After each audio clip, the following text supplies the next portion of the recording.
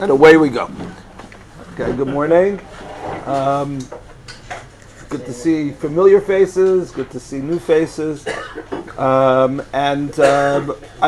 like to discuss something from this week's Parsha, as I try to do when I give these shurim. I've called it Parshu Hashavua, to try to deal with a halachic topic that's related to the Parshat Shavua. Obviously, it's a little bit easier to do later on in the Torah, but in Sefer Bereshit, there are plenty of halachic topics that come up in one way or another in the Parshiot as well. This is what I want to talk about from the curious episode at the trough. How Yaakov, after 14 years of having worked and toiled for Lavan in order to pay off for his two wives, so then he tells Lavan he wants to leave. Lavan asks him to stay for a little bit longer, and now Yaakov is ready to work to build his own wealth. And they come up with this deal that Yaakov is going to have all of the different kinds of sheep that are speckled, spotted, etc. And Lavan takes all of those type of sheep out of the flock. He brings them a 3-day journey away so that there isn't any chance of contamination between the two flocks. And Yaakov is left with pure white sheep, black goats. All of that should remain in Lavan's. Any offspring of those sheep are going to most likely retain those characteristics and remain with Lavan. Yaakov doesn't seem to be particularly perturbed by this. He brings, and here's the first makor: Vayikach lo Yaakov maker livnei lach veluz va'armon vayifatzel behen psalot levanot machsof halavan asher al hamaklot. So Yaakov takes these trees that are translated as poplar, almond, plane trees, and all of them are native to this area. And he takes branches, peels off bark, puts them into the water. ויצג את המקלות אשר פיצל ברהטים בשקתות המים אשר תבואנה הצאן לשתות לנוכח הצאן ויחמנה בבואן לשתות. So he places them in the troughs so that when the sheep go into heat and mate, they would see these rods. ויחמו הצאן על המקלות ותלדנה הצאן עקודים נקודים ותלויים. And so the sheep, having mated, watching these various rods, indeed give birth. The ewes give birth to spotted, speckled, and splotched sheep. Okay, so that's what happens. Now you take a look at it, and the question is, well, how did Yaakov pull that off? What's going on? There were those Mefarshim who simply say this was a nace, And now let's go on to the next story. Okay, that's basically it. Okay, if that were the case, so I'd have to give a different shear about, somchin ala nes or not somchin ala nes. But that would be, certainly wouldn't be this shear. However, many of the Mefarshim say no. This is science. As Yaakov understood science, and this is Ibn Ezra, for example, says vayomru ki zeh pele va'emet shu mifleot hatoladot. You're right. It is something which is a pellet, something which is beyond belief, because nature is beyond belief. But it's a natural process, and Yaakov was able to harness that. And this is the way it works. So basically, Ibn Ezra says, he doesn't explain what the science was. Maybe it was beyond Ibn Ezra's understanding. But he says, no, this is what's science. Now, what was supposed to happen? In other words, what we would normally think. In other words, you have white sheep who are mating with white sheep. They're going to get white lambs, right? Okay. That's what you expect to happen. And it doesn't, that doesn't happen. And later on, I didn't bring these psukim. When 6 years later, when Yaakov wants to go home, right? It's now 20 years after he's been in Haran. And he wants to go home, and he's calls his wives together and he consults with them. And he tells them that, this is not the psukim here, that your father tricked me aseret monim. 10 different times I had to change the terms. And each time it was okay. But he has a description to his wives of what happens, and it's different than what the Torah described earlier. And it's important to keep that in mind. Here it's number 3. So while the sheep were in heat and they were mating, and I saw in the dream, and I see in my dream that the splotches of different kinds are going onto the sheep. So the angel speaks to me in the dream and he says, Hineni, Vayomer sana inecho urei kol ha'atudim ha'olim alatzon akudim nikudim uvrudim ki ra'iti et kol asher Lavan osalach. See what is happening to the sheep, because I have seen what Lavan is doing you, and I'm going to protect you and save you. So, no mention of the rods. No mention of Yaakov doing anything here. And it's this is a description. Now, you could always just say, well, in the dream he didn't see that. That's what he sees, because all that's important in the dream is that you actually see that. There are those, by the way, just an aside, make the following observation. Yaakov has a dream before he goes to Haran, and this is the dream that Yaakov has as he's about to leave Haran. So in his first dream, right, he sees the ladder and the malachim olim v'yordimbo, and in this dream he sees sheep.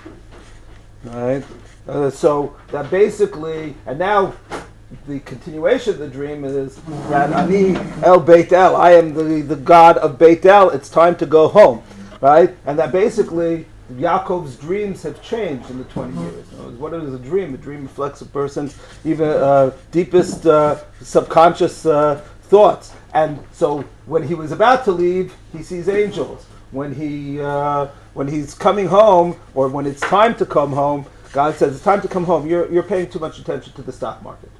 Right? That's what your dreams are all about right now. Right? So it's time for you to recalibrate what your priorities are. But that's just an aside. In any event, the dream, no mention of the rod. So what's going on? Is there any relevance to this? So along the lines of this question, and this isn't what I want to focus on, but it's just to touch on. There are 2 articles, if you're interested in taking a look at them. There are others as well. A little Googling, you'll find more than a few articles that talk about this. Do we see some scientific understanding and underpinning for this? Now, the most basic one would be what's been discredited. Into the 19th century, it wouldn't have been, and even if you were in the Soviet Union into the 1960s, you wouldn't have any problem with this at all, because you would say this is Lamarckian. In other words, this is a type of a theory that said basically that impressions during, especially during breeding, had a physical imprint on the offspring. And so this, looking at these rods with the speckles and the spots and the stripes, etc., so that would impact, from that perspective, from that theory, on the offspring. Lavan doesn't know that. Lavan hasn't studied that. Yaakov, perhaps because of 14 years of, and even more, going back to the Yoshev Ohalim back in his day in Canaan, so maybe Yaakov already knows this from those days, but certainly in the 14 years that he's been tending Lavan's sheep. So he's learned things, and he is aware of this possibility. Lavan is not aware of the possibility, so therefore that's how the lambs come out, or the kids come out the way that they do, simply because they see the speckles, they see the spots, etc., and that is what causes the change in the genetic makeup, as it were. So that's been discredited. In other words, if the shear was going on 100 years ago. Well, the rest of the technology didn't exist, so it would have been a very short shear. So, but this is that's how we would have explained it from a scientific perspective. But those theories have been discredited. So, what, from a modern genetic perspective, can we understand? Already, I saw an article in Tradition from 1965 that already began to breach this possibility, and it was fleshed out in much greater detail. Those people who are interested in an article in Tchumen, the third volume, Professor Yehuda Felix, who's Zatzal, was considered the expert in flora and fauna of Tanakh and of Mishnah, etc. So he wrote an article in which he basically wanted to claim that, if you think about it going back to our high school science, that from Mendel's peas and all that, so then you have the recessive and the dominant genes. So if you have a population of, let's say, we'll just pick the sheep from them, white sheep. So you look at it and you assume, okay, they are all going to give birth to white sheep. That's not really true. If the speckled and the spots are the recessive genes. So now in that population, right, so approximately 25% of the population is going to have recessive genes that are going to be able to breed the desired characteristic. And so in that, or more than 25% are going to have it, it's going to be 66% are going to have that, are going to have some of that recessive gene. Only 33% are going to be pure white. Genes in this case, what we would call the homozygotes. But the rest are not. Now the question is, well, how do you figure out which are which? Right. So here in the breeding process, so the Torah tells us that also in which I should have put in here, that the slower sheep, right, were he sent to Lavan. The ones that were slower in the breeding, and the ones that were faster, he kept for himself. So there are those who want to claim. I mean, this is what Felix's claim is that characteristic is indicative of being heterogeneous breeding, and that's going to give you over the course of several generations. And I just brought from this was an English. Abstract of the article, so I just took that one paragraph on the left side. That each generation Yaakov would be able to get 25% out of it, and then filtering it out to the point where he had the, if you will, only sheep in his flock that have those characteristics, and then you could build on it. So that's one theory. Another theory, which I saw from Professor Joshua Bakken, who was listed as I didn't look in the to see if he's still on the faculty, but he was a professor of pharmacology at Hebrew U. So he wrote an article back in 2008 in which he wanted to claim, he mentioned Felix's article, which he felt was, and I'm not a scientist, so I'm not judging. He felt that Felix's hypothesis was a strained hypothesis. In terms of, it is based on one weak link. In other words, that he has to know that indeed the sheep which are a little bit quicker are indeed more likely to be heterogeneous, and Yaakov would have to know that. One other thing that I should just mention, all of these articles, besides trying to connect it to modern science, basically are saying that whatever, if it was just simply Lamarckian, it was just simply a question of putting the rods in and, understanding the characteristics, then probably Lavan would have known that also. In other words, you have to make the assumption that Lavan, whatever Yaakov is doing, he's outfoxing Lavan, right? Which isn't an easy thing to do. Just ask Leah. But so that means Lavan has to be aware that this is not what's going on. So that does give a little bit more of a push against the Lamarckian approach. But in any event, so Felix gives his theory. Bakken gives his theory, which is based on, he's a pharmacologist, so he wants to say that and this was also written just when epigenetics was getting started. So he wanted to claim that it's not the stripes, it's not the speckles on the rods, it's the chemicals in the wood.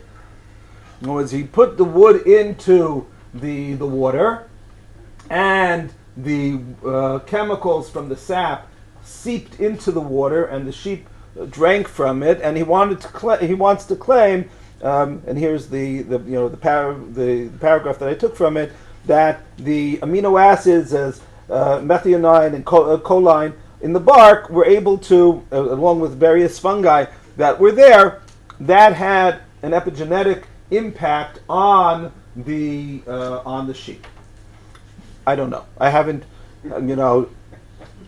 don't do this at home, or do it at home. I don't know. It depends on how much, how much time and I guess bark you have to play with. What? Yeah, and sheep and neighbors who are willing to put up with it. So all of that is, for it. But the point, though, is that to say that this is the science, right? It was that Yaakov was not relying on a nace per se, but rather had a deeper understanding or lack of understanding. He just perhaps knew that this is what works. He had no understanding of why it worked, right? And maybe, perhaps, we don't really have an understanding. And 50 years down the road, there'll be somebody who comes up with a better hypothesis to explain it from a scientific perspective. But that's what happened. It wasn't simply a miracle. It was based on some kind of realia in terms of allowing for that phenomena to occur. So that's with regard to this parsha, but it gives us an opening to discuss how we view genetic engineering and manipulation from a halachic, from a hashkafic perspective. So clearly Yaakov was trying to do something along these lines, and it seems to be okay. So are there limits, and what are the limits?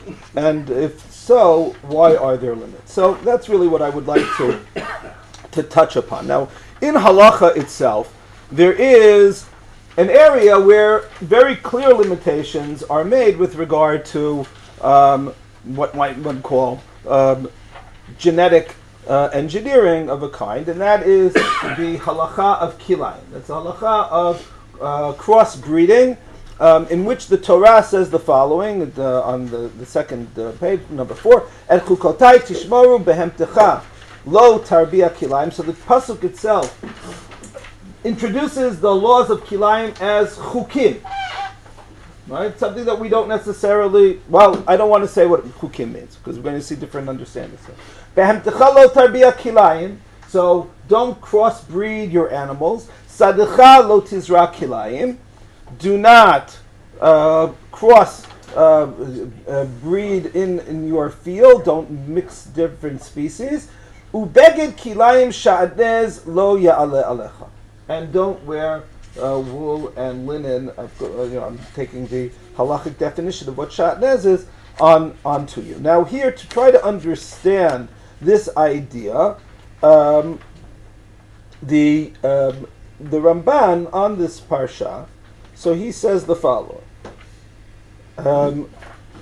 somewhat famously: V'chein chukei HaKadosh Baruch Hu hem hasodot asher lo b'Torah.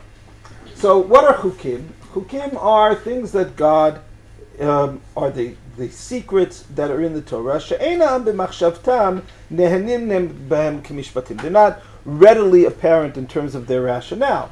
However, the Ramban says, don't think that they are arbitrary. Kulam bitam nachon v'toelet shlema. All of the halachot have a rationale, a deeper rationale, and a complete purpose. V'hatam b'kilayim. So then, what then is the rationale for kilayim? Ki Hashem bara aminim ba'olam b'chol ba'alei nefashot b'tzmachim ba'alei nefashat tnuah. God created all of the different species. V'natan b'hem koach hatolodah she'itkaimu aminim b'hem la'ad kol zman she'yirtzeu yitbarach b'kiyum ha'olam. and he gave all of those species the ability to reproduce as long as they are on this God-given earth. V'tziva b'kocham sheyotziu leminehem v'lo yishtanu la'ad u'la'olam. So the Ramban says part of that reproductive process is that the species will never change. Shneimar b'chulam leminehu. God created, going back to Sefer Bereshit, each thing leminehu, for its own particular type. V'hu sibat mishkav shenarbia behemot zo imzu l'kiyum haminim kasher yavo anashim al anashim l'piriya v'rivia. So this is sexual activity, whether it's in the animal kingdom or amongst people. V'hamarkiv shnei minim mishaneh u'machish b'maaseh bereshit. So if you crossbreed, so then you are changing and weakening the divine creative process. Ki'ilu yachshov, it's as though to say, shelo ishlim HaKadosh Baruch Hu ba'olama kol hatzorech. God didn't quite get it all complete. So now I have to add new types of species that God did not do in order to improve on creation. Okay, so that's what happens. It's most clearly in when it comes to crossbreeding animal species. And then he continues in the next paragraph. He wants to claim that crossbred, we'll say vegetative species, do not. The line that I skipped was that he brings the example from the mule, that mules are not able to reproduce themselves. That you have to breed every generation of a horse and a donkey together to bring a new mule. And by the way, a little bit over a year ago, so we fulfilled a long-held dream, childhood dream of my wife. We were in the Grand Canyon, and she wanted to take the mule ride on the rim of the Grand Canyon, something that she had, heard about from going back decades when she was a kid, up to the Brady Bunch, I think it was. Anyway, so we learned that there's a difference between mules and jennies, which, namely, whether the mother, the father, is the horse or the donkey. So it makes a difference in terms of the characteristics of the mule. But okay, good. But what they all have in common is that they don't breed. You have to. Each new generation has to be but mules are superior generally to jennies. But better characteristics. And the Ramban says this is an indication that this is not what God intended, because they can't continue the breeding process themselves. By the same token, he wants to claim that the same thing holds true with a little bit less evidence, is that this is what happens when you plant grapes inside of a wheat field. So that also occurs. If you another halacha when you're talking about trees, if you are grafting the branch of one species onto the stock of another, so you would have to say also that it is somehow impacting on the produce, etc. The hardest, of course, is exactly how you're going to explain how that works with shatnez. Yeah. Okay, but the basic idea that Ramban wants to claim is this. Now there are a lot of. So we understand the Ramban student, the Sefer HaChinuch. We don't know which student of the Ramban, but it seems that he was one of the Talmidim of the Ramban. So he takes it one step further in number 6, and he says, "Uvemelechat hatarovet," just to go to the bold print, "Yesh bat stadin shelo ushu bnei adam lishtamesh bahem, ki yodea Elokim shesof ha'maaseh yotzei lebnei adam ba'osan stadin ra lehem." So he said there's something bad about the result if you do this. The Vizo Amram Zichronam V'Vacha Derech Kol Kol Sheyesh Bo Mishum Refuah Ein Mishum Derech Emori Kilomar ein lasro mipnei tzad kishuv. So if, on the other end, if you're taking a look at something which is medicine, and we're going to come back to this quote again in the Meiri in a moment, but the idea that if it's science, so that's not considered to be magic, because there is some kind of benefit that comes from it, so you can't call that magic and witchcraft.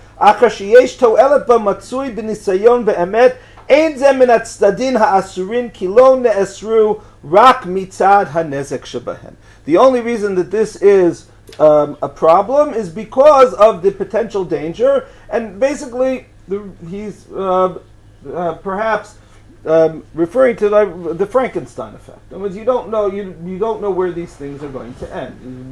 You're working with crossbreeding. You think you're just going to get a mule, etc. And the next thing you know, you have created a monster, and that is something that we have to avoid, and the Torah tells us to avoid that. Now, all of this is based on a certain amount of medieval understanding. I'm not saying medieval in the pejorative sense, but basically things that we don't accept anymore. Like just what the Ramban started by saying, that the species never change. Right? Just a simple example of that. So the Ramban, as everyone basically until I'm not sure whether it was the 18th or the 19th century, where the notion of extinction of species, natural extinction of species, became recognized by humanity. Right? Of course, it's been happening for forever. But the point, though, is that people recognize this as a facet of nature. So that's something that the Ramban just wouldn't have fathomed. Right? So the Ramban is saying, oh, this is the way God created it in Sheshet Yemei Bereshit. This is the way it always has to be, and always will be, unless somebody tinkers with it. So that isn't really true. The Ramban doesn't have a notion of natural mutations. So that also isn't true. And certainly the Ramban, wouldn't have a notion of evolution. Right? All of these different facets of modern science, which basically are, we to a large extent, we live by, and all of the discussion around climate change focuses on greatly, and issues of, whatever generation of antibiotics we're up to deal with, right? If you don't want to believe in this, right? So, you can keep taking your penicillin, right? And only penicillin, and hope for the best. So that is, all of this that, is based on assumptions that the Ramban wouldn't have accepted. But having said that, he's saying, nevertheless, we have to be very concerned, or the Torah is telling us, don't get too deeply involved in trying to change natural processes, and that's the idea of kilayim. Yeah. Upset in Yaakov. Right. So then, where would that be? So the Ramban would have to say, well, he didn't cross the boundary. Or if he had taken, and this is also halachic, like to what extent, which species, and this is very difficult, right? As an example. So your nectarine, right? So a nectarine is because of and we'll touch upon this from a halachic perspective toward a little bit later. But the question is, well, can you cross-pollinate plums and peaches and create nectarines? Right. So that's actually a shaila, because they weren't aware of pollination the way that we understand it. It wasn't a question of being the whole idea of male and female flowers and all of that. So that wasn't something that the Chazal were aware of. And from a genetic perspective, right, it's you're changing the genetic makeup when you do that, but that also happens in nature, by the way. If you happen to have an orchard of plums, not too far away from an orchard of peaches, so maybe the bees just aren't Jewish bees. I don't know, but they'll go from one tree to the next, and you very well might have a naturally occurring type of nectarine. Or then you'll have to, and then, I'm sorry? Nectarines are not crossbred food. Okay, well, I was under the assumption Fuzz peaches. but the fuzz is because of from plums. All right. Anyway, but okay. So that was. So I might be mistaken in terms. I was on in terms of dealing with it. But the point is that a lot of the things that we deal with, I mean, when you, on the other hand, when you, if you graft a branch in the valley underneath my home from Nefrat, so there are some plum trees, which aren't really plum trees. They are plum branches that decades ago some of the Arab farmers in the area had grafted onto stock. You can even see how one branch of an almond is growing in one direction, and another branch of plums are growing in the other direction, and because the almond stock is much stronger than the plum stock, and that's usher to do. Even though, from a genetic makeup, any fruit on the plum side is purely plum. Or there isn't any genetic change to the plums, but that's usher. That's an Isur D'Oraita to do. Whereas the question of pollination, for me to cross-pollinate in that regard, just simply taking the pollen from one and putting it in, mixing it with the other in order to, in the lab even, in vitro, to create to create this new breed. So that's a shaila, machloket achronim, as to whether that's mutter or not. There you're changing the genetic makeup. But so that is and I think that however you make nectarines, right? Nectarines can be bred from one generation to another. That's not, they are, so, and that happens in nature all the time. So for Yaakov's perspective, that was, at least the Rabbi would say, well, that's sheep are sheep, and there are white sheep and there are speckled sheep, but they're all sheep. So again, but it's a real question, exactly where do you draw the line? How do you draw the distinction between different species? Breeding dogs is a good example, right? All the breeds of dogs that we're familiar with are about 500, 600 years old. In other words, if you went 700 years ago, the dogs looked like basically most of the wild dogs around here, Canaanite dogs. But all of the different species from Saint Bernard or Great Dane down to Chihuahua, right? So they're all because of artificial breeding techniques, and so but we view them as dogs, right? We don't view them as different species of dogs. Different breeds, perhaps, are not different. So how do you make that? It becomes very, very messy to try to make that distinction. But at least the Ramban is giving us a kind of guideline that don't mess with nature, right? That's more or less how to do it. On the other hand, there's another approach entirely, and this is the approach which I guess perhaps was influenced. I don't want to say necessarily influenced, but could very well have been influenced by the fact that it's from the Maharal Prague, who's living in the beginning of the modern era, early modern era. Beginning of the scientific revolution is going during the Renaissance, etc. All of this is going on, and he has a completely different understanding. And he bases himself on the following Gemara, number 7. Tani Rabbi Yossi Omer, Shnei Dvarim alu b'machshava libarot be'erev Shabbat. V'lo nivru on Motzei Shabbat. Two things were God intended to create on the 6th day, but waited till Motzei Shabbat. Motzei Shabbat, right, because God rests on the 7th day on Shabbat, and now it's Motzei Shabbat. And in the army we said, Chol Shabbat yesh Motzei Shabbat. Right? It was basically you can't do anything to soldiers during training on Shabbat. Commanders always say, L'chol Shabbat yesh Motzei Shabbat. And you don't have a long Shalashudas, right? Okay, don't worry, and then, during Tironut, right after Shabbat, you're going off on whatever difficult training exercise you're doing. But so now there's Motzei Shabbat of Sheva Maser Shivat Yimei Bereshit, and so what happens?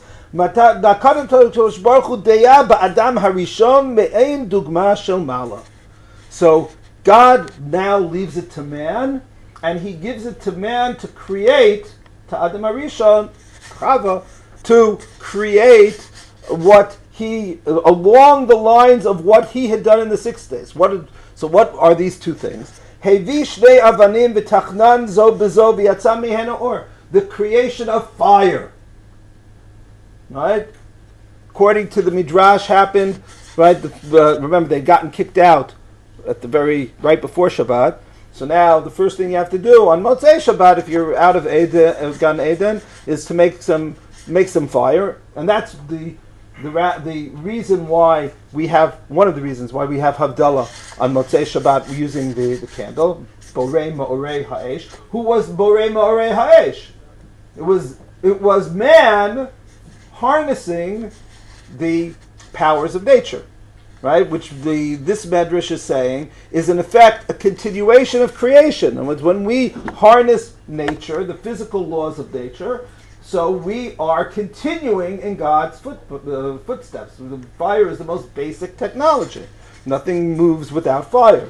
The Hevish Devam, that's number one, right? So, okay, what else do you do on a Motzei Shabbat other than create, fire, right? After a while, you get tired of hitting stick. By the way, the stones don't work. I mean, you have to do more with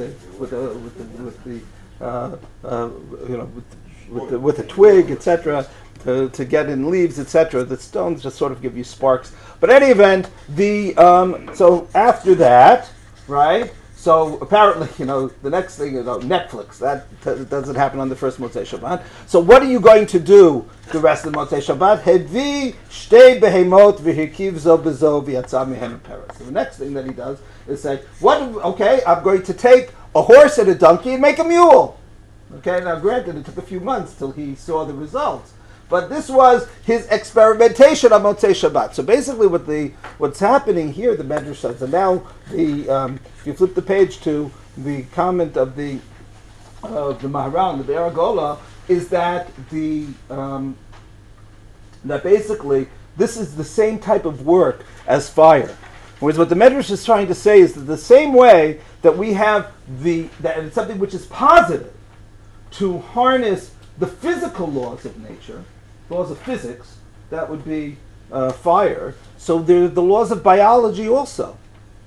The biological processes we continue by taking. In other words, we don't have the yesh me'ayin capabilities, but we're working with yesh me'yesh. We are taking what God has given us in this world and transforming the world with those laws that have already been put together. Now, this is, by the way, also one of the understandings of that first, that idea of chukot, et chukotai tishmoru, right, and then v'hemtecha lo tarbia kilayim.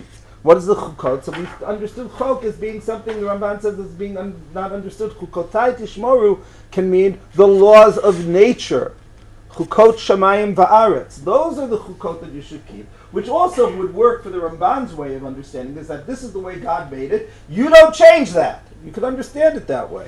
Or you could understand the chukotai, in other words, and now lo tarbiyah kilai, understand what the laws of nature are, and now there are certain restrictions. And I'm not going to read it totally inside because of the amount of time that I have at the disposal. I only have 20 minutes left. But the idea that basically, but the Maharal wants to say, I'll just read one line here, is that is not only not problem, it's something which is quite praiseworthy. Just to take a look at the bold print in the second paragraph. I said it a little bit earlier as well. Aval dvarim shehu al hateva b'sheshet yemei Bereshit hayu b'koach v'al yedei adam shehu sichli v'hu al hateva hayu yotzim lefoach. With those laws which are beyond the simple the natural processes which were created in the 6 days, they are in potential to be changed and manipulated, and it is through man who has been given the seichel, who's been given intelligence, and this brings this into fruition, from the potential into the actuality, from the koach to the poal. Kemo ha'ur sheyatzeh min ha'avanim, just as fire comes out of stones. Upa'al zeh ra'ui la'adam. This is something, this kind of action, this kind of completion is indeed worthy of man. Shuhu al hateva va'al yado hayeh hashlamazov, and it is through man that this completion will occur. Hu ha'or shemotzi re'ut adam el ha'poal v'harkavat shnei minim mechulakim. Right? In other words, and the same thing holds true on the biological process. A mule there's a reason why there are still mule rides in the Grand Canyon, right? Because mules have characteristics which are superior to donkeys or to horses for that kind of work. So by creating a mule, it's not a bad thing, right? That allows you, again, not you and me, but allows us, from going back a couple hundred years ago, to harness nature and to cultivate lands that wouldn't have been able to be cultivated otherwise, right? Or to carry goods that wouldn't have been able to be carried otherwise. So all of that is something which is very important for progress. And there's nothing wrong with it. So of course the question is, well, then why is it usher? Right? It's usher to make a mule if it's such a great thing. So he says, I know the halakha,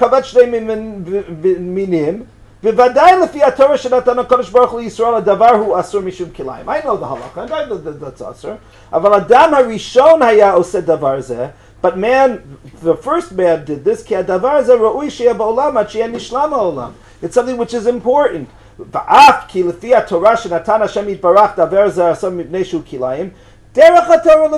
the way the Torah has it. There are things that are usher to Jews. That doesn't mean they're bad. What? Just because we can't eat lobsters are bad?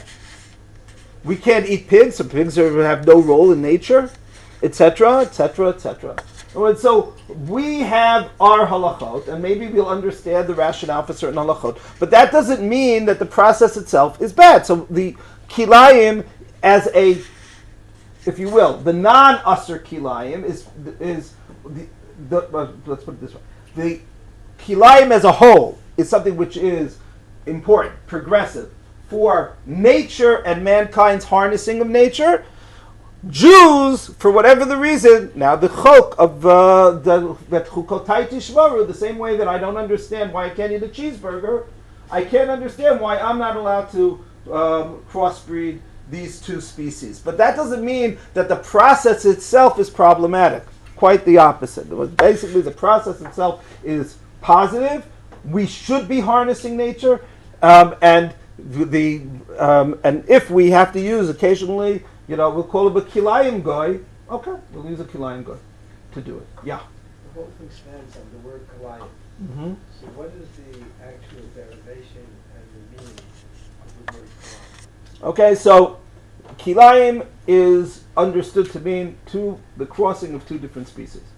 Why is that? But there are different areas. Again, the Ramban, while it starts out good in terms of understanding because of the mule and the mule being sterile, it runs into problems. You don't see clearly how it impacts on other breeds, and there are all sorts of examples.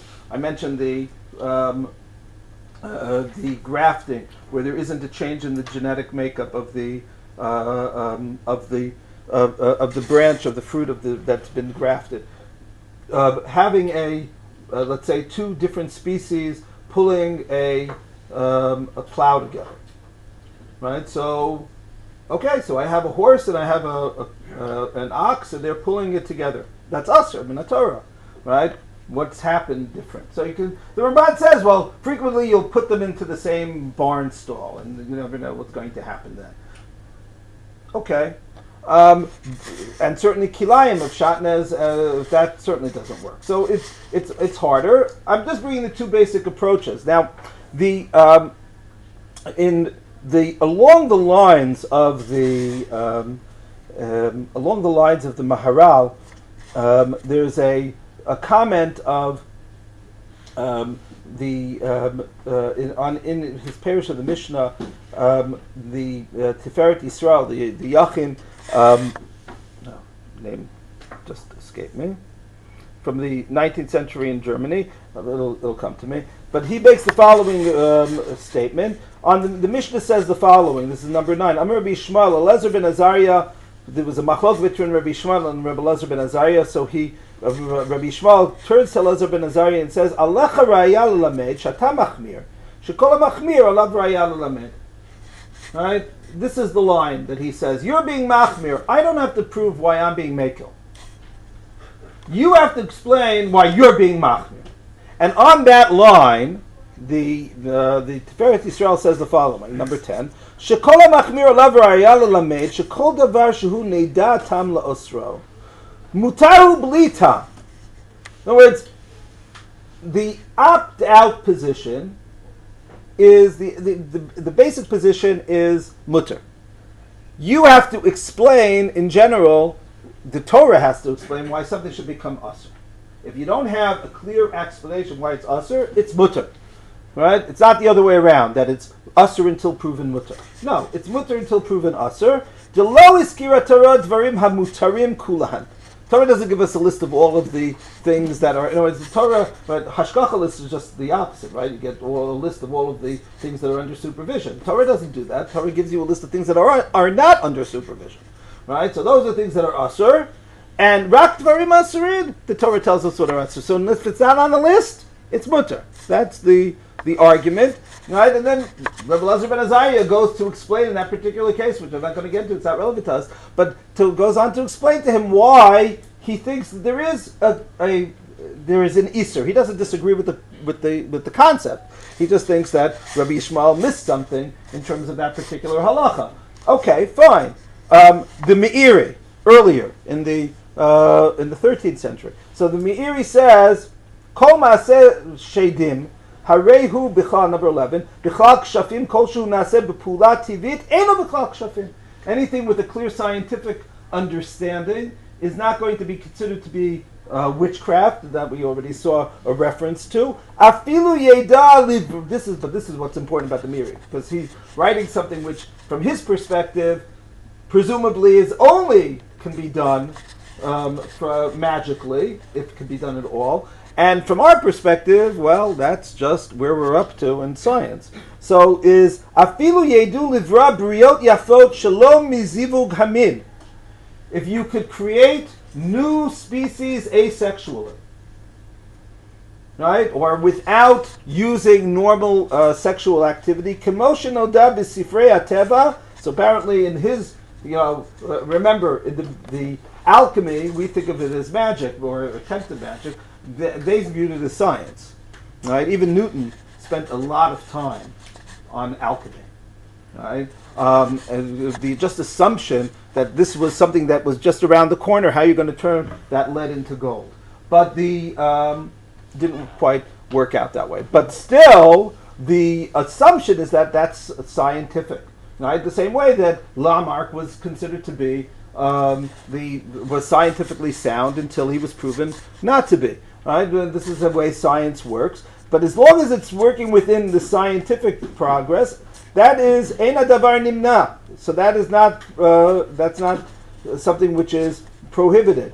Rishaim la'asot shekol shuhu TV eina b'chlal kishuf. So then we can follow anything which is scientific. V'domeh lezeh sheyesh bo mishum refuah ein bo mishum darchei amori.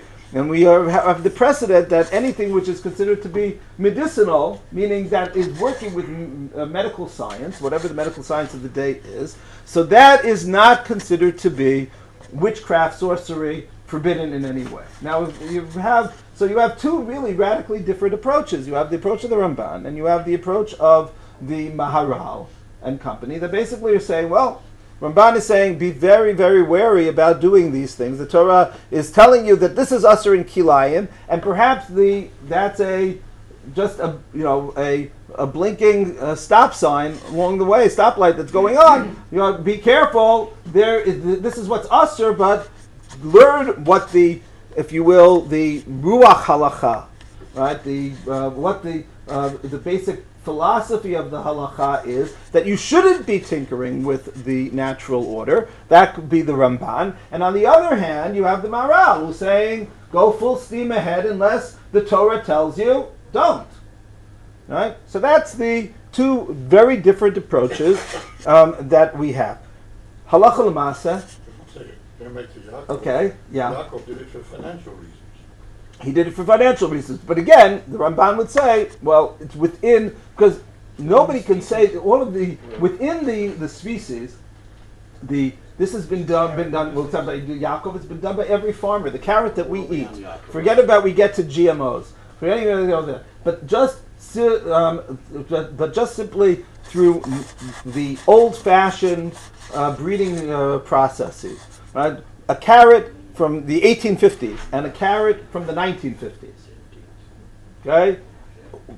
Very, very different type of carrots. In other words, because those carrots were bred for specific characteristics, right, that allowed, whether it's size, color, how well it would last winters, whatever it was being bred for. Well, I'm sorry. Resistance to bugs, etc., through the natural processes. But nobody would say, "Oh, that's a carrot. That's not a carrot." Right?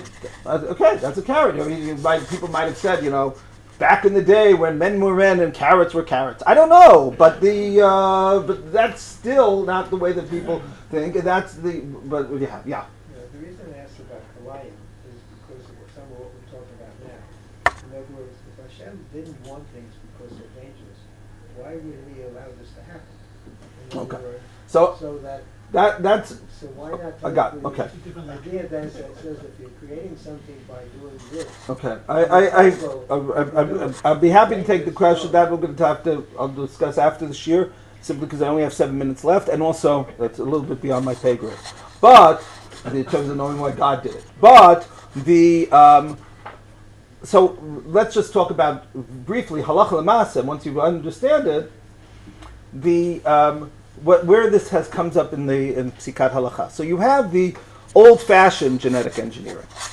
Old-fashioned genetic engineering, meaning 30 years ago, was questions of, splicing genes from one species into the next, in the laboratory. Right? Taking a fish gene, right? Genetically modified organisms, GMOs. Right? So you want to have a sturdier tomato. So you take a gene from a fish and you splice it into the tomato genome and you create a more resistant tomato. Is that a problem of keyline? Right? Or even earlier than that was the question of trying to in the lab, take cross-fertilize using pollen, which people didn't know existed beforehand. So there's a lot to talk about here. However, I'll just sum up, because I want to get to the more modern type of, though that type of genetic engineering is still going on. Here you have a tshuva, just number 12 is a tshuva of Rav Shlomo Zalman.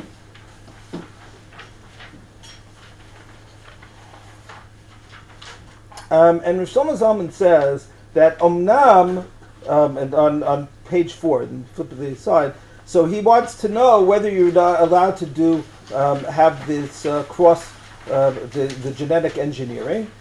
So he says, Omnam b'balei chayim nireh lefi ani yadati de'en be'etzem ta'asiyah shum isur shel arba'a kevan sheyesh rak al yidei avarat chomer mimin echad toch min bal chay acher.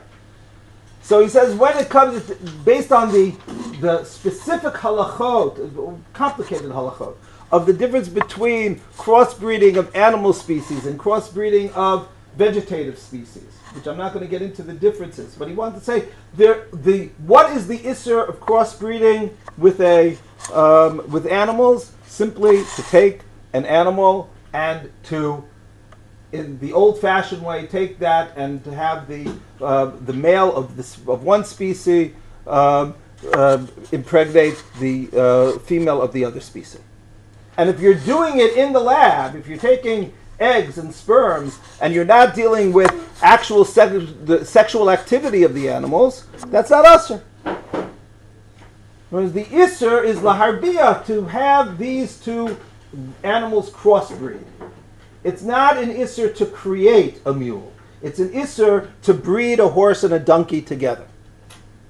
So if you do it in the lab, it's not usher. Basically, and then he says, well, with regard to vegetable species, it's more problematic, but then, without getting into the details, he says that that's going to probably be mutter as well in this particular case. Okay? The point, though, is, and this is really what has, to a large extent, I mean, in the labs, they don't ask the rabbis. So this is the type of, there's a joke we'll say medical ethics, biological ethics, that the professors come up with answers to questions that people aren't asking them, right? So that is, to a certain extent, what's going on here. The things are going to march on in the laboratories, whatever the conclusions are going to be. But the mainstream halachic opinion here is that it's okay, and that you have to avoid the specific narrow definitions of what kilayim are. So you have to be you have to be learned in those areas of halacha, and there are institutes which deal with that, and much more so now because of the rebirth of the state and the interest in halachot of mitzvot tliyot ba'aretz in general. So you have people who are learned in this, and you have to stick to the narrow framework of the idea. In other words, they take the Maharal. They take that approach. Basically, we're not going to stop progress as long as it's mutter according to the Torah. If there's an issur, so then we have a problem. If there isn't an issur, okay? So that seems to be the basic approach. And now that leads me, for the last 3 minutes of the shir, to the modern. Yeah. To what's called CRISPR. Okay, CRISPR, it stands for Clustered Regulated Interspaced Short Palindromic Repeats. Okay, and I took the first two paragraphs of the Wikipedia entry here on number 14. You can read it yourselves to get it, but it's something which back in 2020, so the two of the three people who discovered the process received the Nobel Prize in Chemistry for. And it's something which is employed quite expansively in various ways today, and they're expanding all the time. In terms of basically, you don't have to engineer the genome, you don't have to splice something in that's foreign. You can simply snip things, problematic parts of the gene, and reconnect them. There's no kilayim here. It's happening not in vitro in the lab, in the glass. That's what vitro means. It's happening in vivo. It's happening within the living organism themselves, and it is able to. And this is the type of progress that's been made. It's been less than a decade, really, or about a decade since it was introduced. And in that decade, there have been genetic diseases that have been basically removed from our genome using CRISPR techniques. Well, it's because the subsequent generations have the new gene, without getting into the any of the technicalities to how it's being done. But it's basically, there's no kilayim that's involved. So it should be totally mutter. So now, how do you deal with this? So I just want to raise a problem. Okay, and with that I will close. The problem I want to raise is the following. Because I took a few paragraphs from a longer article that you can see in number 15, CRISPR Technology, a Jewish Legal Perspective, in the Rambam Maimonides Medical Journal. You can read it yourselves and download it. Basically, in what has been applied so far, the shiloh that have been raised, so there are sort of two polar opposites. On the one hand, you have medical uses of CRISPR.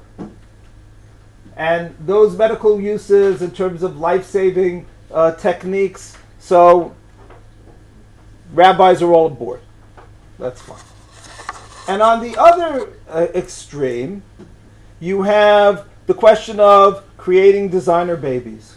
Yeah. You decide you want to have a blonde, blue-eyed baby. You decide you want to now using CRISPR techniques, and there, to a certain extent, there was a scandal that when a Chinese scientist did this in 2019, 2020, where he used on human embryos, he used CRISPR techniques to change qualities of the child itself, make the children more intelligent, make children stronger, more athletic, etc. All of these things are if they are science fiction, they will remain science fiction for the next 2 weeks. Right? These are things that are happening or can happen theoretically in the lab. So the poskim, to the best of my knowledge, there haven't been any tshuvot written about it. That's why I underlined the last line, Rabbi Flaum, personal communication. Right? When it comes, it's usher. And then the question is, what about everything in the middle? Let's say you have a technique where you can now allow people, you can figure out what the aging mechanism in genes and turn it off, and people can now live hundreds of years. Why? Right? Okay, should that be mutter? Why not, right? Where do you draw the line? Why should, by the way, and this is where I want to leave the question, why should it be usher to make, if you're taking the morale approach, why should it be usher to make designer babies? In other words, I understand, from 80 years after the Shoah, right, it's along the lines of, other than that, Mrs. Lincoln, how was the play? But they're saying, I understand the problems we think about in terms of the eugenics and all of that. But I'm just trying to ask, what from if we hadn't had that experience, if humanity hadn't had that experience, right, why should it be problematic? Or is it just emotional that we say, well, this did lead or was an aspect of specifically Nazi fascism, and therefore not fascism in general. It wasn't Mussolini fascism, but it was an aspect of that and all of the horrors of that period. So therefore, we want to stay away from it. And if Hitler hadn't had that part of it, right? And if he hadn't had his anti-Jewish agenda, would we still have the same kind of feeling about that per se? So my point, all of the middle cases as well, that he has this cosmetic surgery using CRISPR for that. In other words, all of these different things that can be done and used, right? So where do you draw the line? And it doesn't seem like if you're taking the Ramban approach, it's a safer approach. You simply say, don't go there, right? These are things that we shouldn't be doing. But the moment that you say you have the right to progress, and it's what you're supposed to be doing, so then the question is, like, well, where do you draw the line? So I'll leave that for you to be thinking about over coffee. Yeah.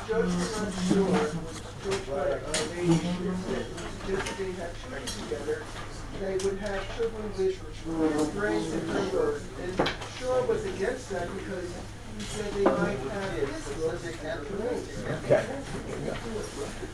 Very good.